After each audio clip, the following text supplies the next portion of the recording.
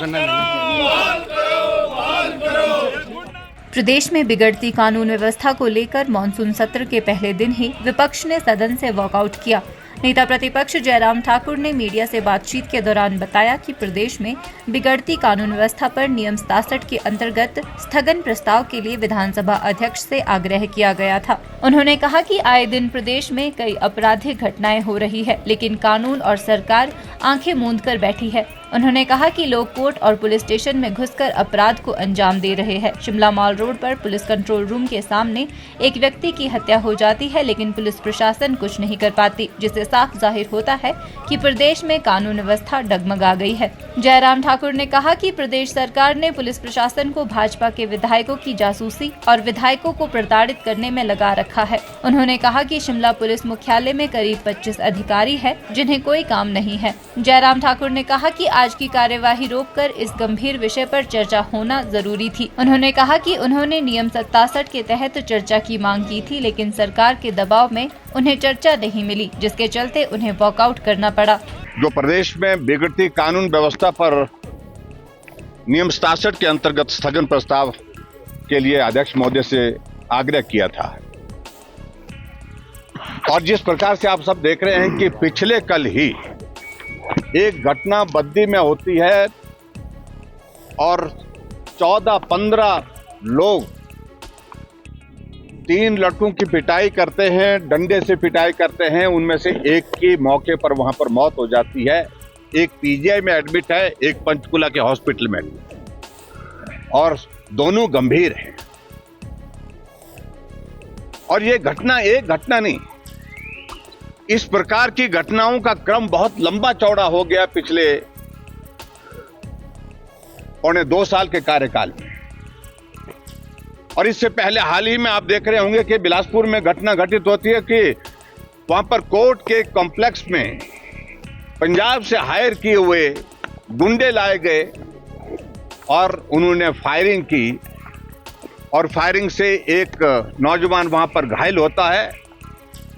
और इस बात को लेकर के भी ये जरूरी है कि जो वहां से गुंडे लाने वाले लोग थे उनमें से एक पूर्व विधायक का बेटा है।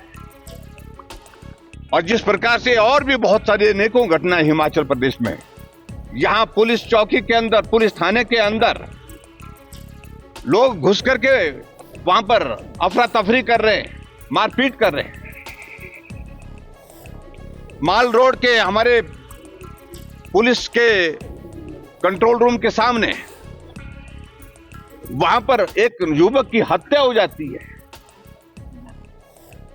अनेकों क्रम इस प्रकार के हैं जिसके कारण हिमाचल प्रदेश में कानून व्यवस्था नाम की कोई चीज नहीं रह गई।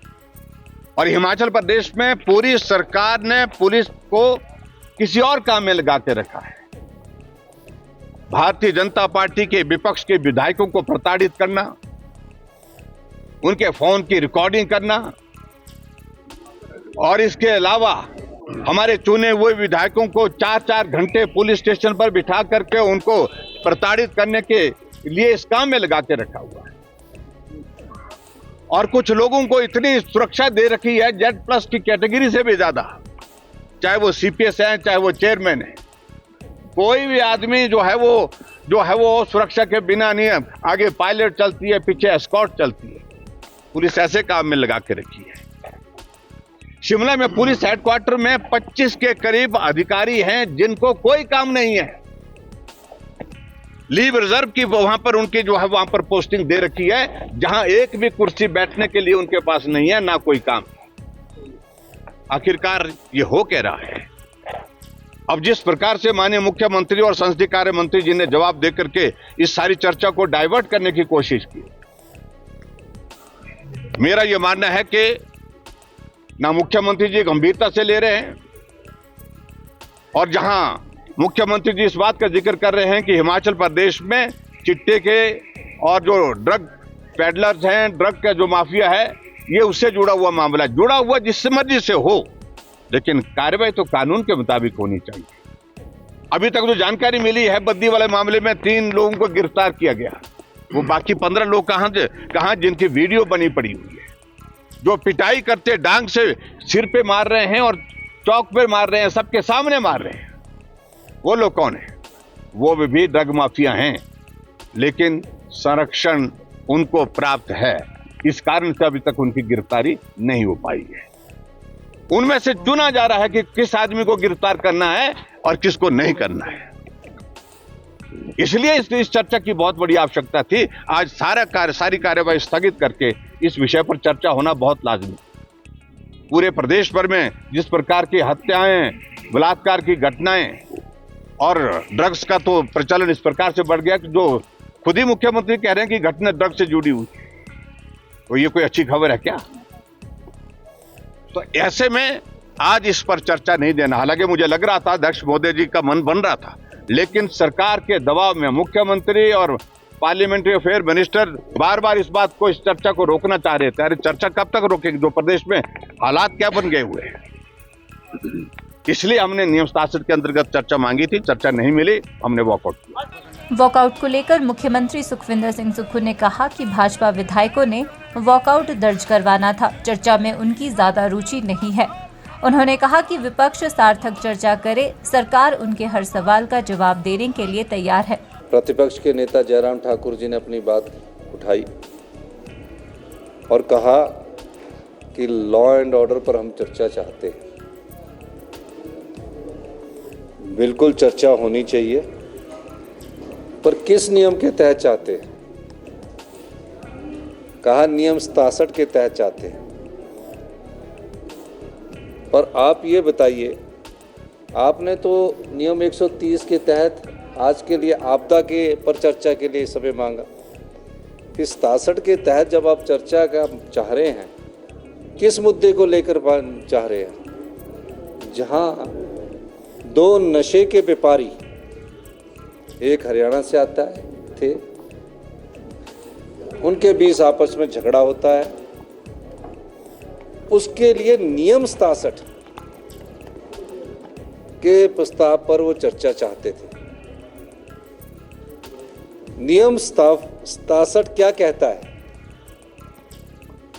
कि ऐसी परिस्थितियां, ऐसी स्थितियां जहां प्रदेश की हालत बहुत नाजुक होने जा रही है, आपदा से संबंधित होती है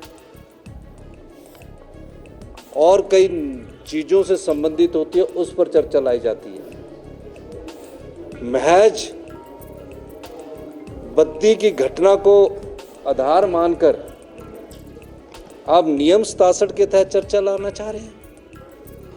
फिर उस नियम 67 का अहमियत क्या रह जाएगी जो और नियमों के तहत चर्चा होती है? नियम 67 पर चर्चा स्थगन प्रस्ताव, यानी कि प्रदेश में सभी कामकाज छोड़कर, सभी प्रकार के कामकाज छोड़कर इस पर चर्चा लाई जा सकती है जब बहुत गंभीर चिंता का विषय होता है। ऐसा जयराम जी मुझे लगता है कंफ्यूज हो चुके हैं।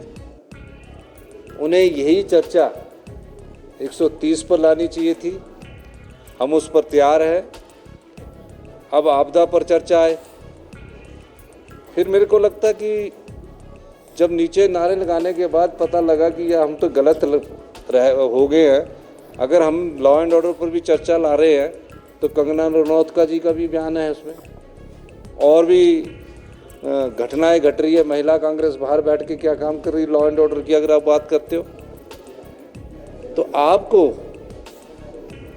जब एहसास हुआ तो आप 10 मिनट के अंदर वॉकआउट करके अंदर आ गए, 10 मिनट में आ गए। मतलब उन्होंने वॉकआउट दर्ज करवाना था, चर्चा में उनकी ज़्यादा रुचि नहीं है। प्रदेश में विकट आपदा आई है, प्रदेश के दूसरे साल में आपदा आई है, तकरीबन 60 के करीब लोग मिसिंग है, जिसमें से कुछ की डेड बॉडीज मिल चुकी है। अब उस पर चर्चा कर रहे हैं। हम चाहते हैं कि विपक्ष सार्थक चर्चा करे, सरकार के ध्यान में बातें लाए। हम उनका हर सवाल का जवाब देने के लिए तैयार हैं। उन्हें फैसला पहले यही करना चाहिए था एक तरफ आप आपदा का नोटिस 130 के तहत दे रहे हो, एक तरफ आप सब कामकाज छोड़कर बोल रहे हो कि इस तासड़ पर चर्चा की जाए। मेरे ख्याल जो विधायक दल है भारतीय जनता पार्टी का, वो थोड़ा कंफ्यूज्ड है या उनकी अपने विधायकों पर पकड़ नहीं रही है। इस प्रकार की वारदात और इस प्रकार की जब चर्चाओं पर हिस्सा लेने की बात आती है तो ऐसी परिस्थितियां पैदा होती हैं। हिमाचल न्यूज़ 24/7 के लिए शिमला से सपना शर्मा की रिपोर्ट।